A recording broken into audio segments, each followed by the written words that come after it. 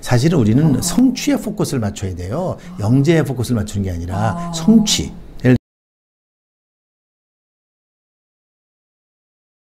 이제 영재하면은 지적 수준하고 아무래도 관계가 있다고 생각하니까 무엇이든지 얘가 빨리 받아들이고 막 빨리 하고 빨리 습득하고 빨리 이해하고 이렇게 빨리빨리가 대부분 영재의 어떤 그 뭐 흐름은 아니죠. 그렇다고 생각을 하는 경우가 많은데 반대로 이제 속도감이 느린 아이도 있잖아요. 근데 속도감은 느린데 하나에 깊이 빠져서 완전히 푹 빠져서 열중하고 몰입하는 아이, 느려요. 근데 대신에 이런 아이 같은 경우도 영재의 범위에 들어가는지 그것도 궁금하거든요. 그렇죠. 이제 그 영재라고 말할 때 우리가 이제 자꾸 영재에 너무 집중하면 되고요. 영재는 성취를 만들어낼 수 있는 가능성이 있는 아이죠. 성취. 사실은 우리는 성취에 포커스를 맞춰야 돼요. 영재에 포커스를 맞추는 게 아니라 성취. 예를 들면은 어떤 사람은 이렇게 쭉 공부를 했는데 성적이 잘 나와요. 네네네. 어떤 사람은 뭔가 공부를 했는데 성적이 안 나와. 네네. 근데 그 머리 좋다는 게 뭐가 의미가 있겠어요? 성취가 중요한 거죠. 그렇죠, 그렇죠. 그리고 우리가 보통 어릴 때 뭐 영재다 뭐 막 그러다가도 대학 갈 때 보면 뭐 기대 이상, 기대 이하로 가잖아요. 기대 이하. 그거는 영재가 어찌 보면 제대로 영재라고 말하기 어려운 그런 얘기고요. 그래서 성취가 있어야 영재가 되는 것이고, 여러분들 천재와 영재의 차이라는 게 있어요. 천재. 천재란 말 많이 쓰잖아요. 천재라는 말은 뭐냐면 바로 성취를 한 사람을 천재라고 그러는 거예요. 예를 들면은 성인에게 붙여지는 말인데, 천재는 주로 예를 들면 어릴 때 그 사람 영재에도 뭐 그런 거 없었어요. 그런데 예를 들면은 정주영 회장이 현대를 만들었잖아요. 현대자동차. 뭐 세계적인 기업이 되잖아요. 자, 그 사람은 바로 천재인 거예요. 그렇게 성취를 한 사람을 천재라고 그러는 거예요. 요즘에 이제 우리가 천재라는 말을 너무 쉽게 붙일 수 있는 사람이 누군지 아세요? 테슬라 자동차의 일론 머스크예요. 일론 머스크. 천재 맞더라고요. 그럼요. 천재. 맞더라고요. 그 사람이 그런 그 테슬라 자동차, 그 다음에 무슨 뭐 로켓이잖아요. 펠컨이라고 하는 로켓, 뭐 그 다음에 뭐 여러 아이디어를 지금 내놓고 있잖아요. 그런 거를 보면 성취잖아요. 테슬라 자동차가 얼마나 어려웠으면, 내가 얼마 전에 그 유튜브에 그런 거 올렸는데, 그 테슬라 자동차가 빚이 너무 많이 져가지고 대출을 뭐 갚질 못해가지고 그 일론 머스크가 애플을 찾아갔대잖아요. 애플 찾아가서 우리 테슬라를 좀 사달라고 팔겠다고. 도저히 돈을 갚을 수가 없다. 그랬더니 콧방귀도 안 깼대잖아요. 쳐다보지 가 이렇게 얘기를 했대요. 네, 그러니까 애플에서 그때 테슬라를 정확하게 못 본 거죠. 그래서 그때 그 애플한테 제시했던 가격이, 시가총액이 지금은요 10배가 올랐대잖아요. 10배. 그러니까 성취를 내는 사람이 최고예요. 우리가 영재 무슨 의미가 있어요? 영재라는 건 뭐 좋아요. 뭐 나쁘진 않지만 성취를 내는 사람이 영재지, 성취를 못 내는 사람, 뭐 IQ만 높으면 뭐예요? 그렇죠. 자, 그래서 IQ라는 게 성취하고 상관관계가요 있긴 있지만 그렇게 높지 않습니다. 그러니까 성취라고 해요. 그러니까 느린 아이도 성취를 낼 수 있는 그런 머리라면 좋은 거예요. 그러니까 이제 느린 아이들이 좋은 점이 뭐냐면요, 꾸준해요. 그렇죠. 지속력이 있어요. 맞아요. 그러니까 우리가 어떤 공부 같은 걸 뭘 하더라도 좀 꾸준히 끝까지, 이런 에너지, 이건 기질적인 게 되게 많거든요. 성격적인 게 되게 많아요. 그래서 사실 성공하는 사람들 보면요, 끈질기게 밀어붙여요. 예를 들면은 조금 이렇게 하다가 집어치우고, 조금 하다가 집어치우고. 왜 머리 좋은 아이들이 그런 애가 되게 많아요. 조금 하다가 집어치우고, 조금 하다가 그런 애는 절대 큰 성취를 못 내요. 그렇기 때문에 성취를 내는 사람이 최고야. 그러니까 성취를 낼 때 필요한 게 무엇이냐, 이거를 우리가 따져서 그거를 가지고 영재를 새롭게 봐야 돼요. 그러니까 내가 보는 거는 이제는 영재성이라는 말은 성공 잠재력이라고 바꿔야 돼요. 성공 잠재력, 그런 말인 거지, 성공을 못하는 거는 의미가 없어요. 성공을 해야죠. 우리가 뭐 예를 들면은 뭐 아무리 뭐 유명하다, 스티브 잡스가 유명하다. 자, 그 사람이 아이폰을 만들지 못했고 뭐 맥킨토시라고 하는 컴퓨터를 만들지 못했으면 누가 그 사람을 대단하다고 하나요? 아무도, 그냥 동네 사람인 거죠. 그렇잖아요. 미국 아저씨. 그럼 미국 아저씨죠, 그냥. 그것처럼 성취를 내는 사람이 중요한 거야. 그러니까는 우리 작가님도 책을 썼잖아요. 책을 쓰는 게 중요한 거야. 그냥 내가 작가라고만 하면 뭐해? 그잖아요. 내가 작가야, 나 작가. 동네 사람들한테 가도 내 작가. 뭐야? 그거 아무 의미가 없어요. 의미가 없어. 책을 써서 책을 보여주는 거야. 딱 보여주고 봐 이거 봐 내용 봐 읽어봐.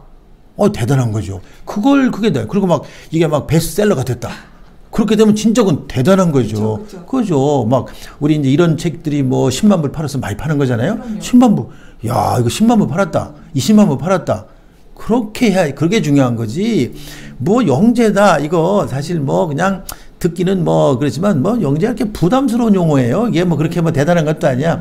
영재라는 거라면 사람들이 싫어해요. 좋아하지도 않아요. 학교 가서 자꾸 영재 그러면 선생님들이 별로 안 좋아해. 그러니까 그런 거 신경 쓸 필요가 있어요. 네. 그러니까 느려도 성과를 내는 게 정말 중요합니다. 그게 바로 영재가 되는 겁니다. 정말 중요한 말일 것 같아요.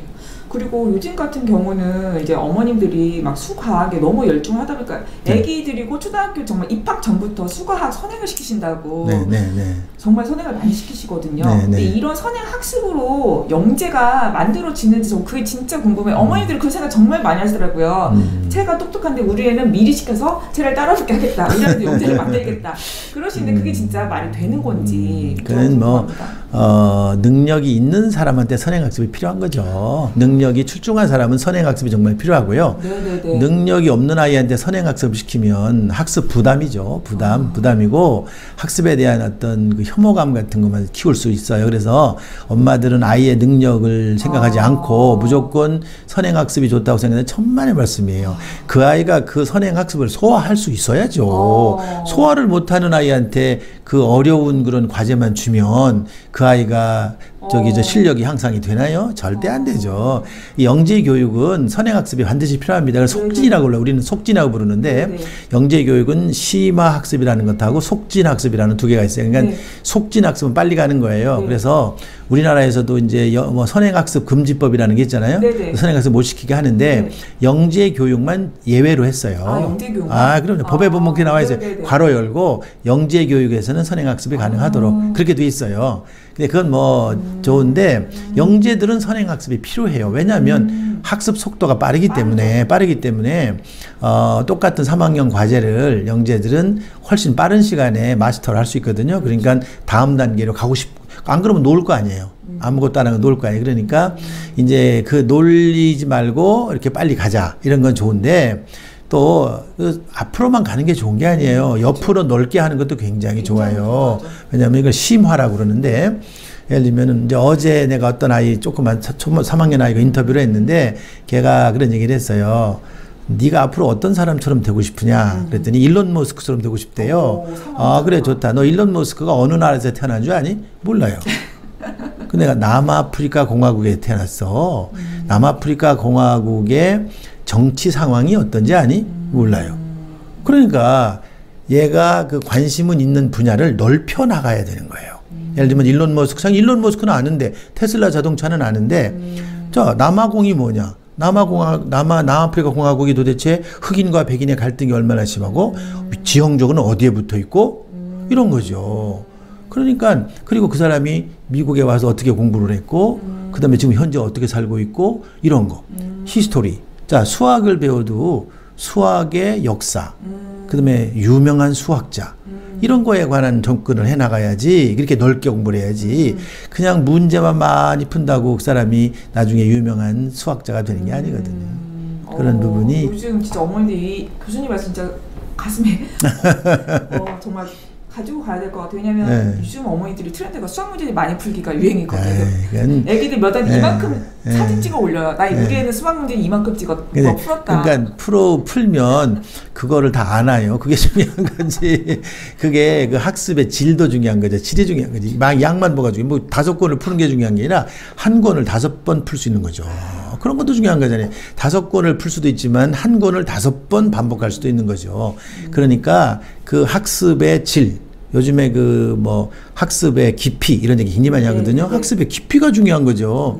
그냥 뭐 피상적으로만 많이만 했다고 나중에 5권 푼 애가 시험을 잘 칠까요? 한 권을 5번 애가 한 권을 5번 풀어본 애가 시험을 잘 칠까요? 깊이 있게 한 애가. 결국에는 시험에 잘 치는 애가 좋은 거죠. 그게 중요한 거지 뭐. 그러니까 엄마들이 이제 좀 생각을 바꿔야 돼요. 그래야죠. 맞아요.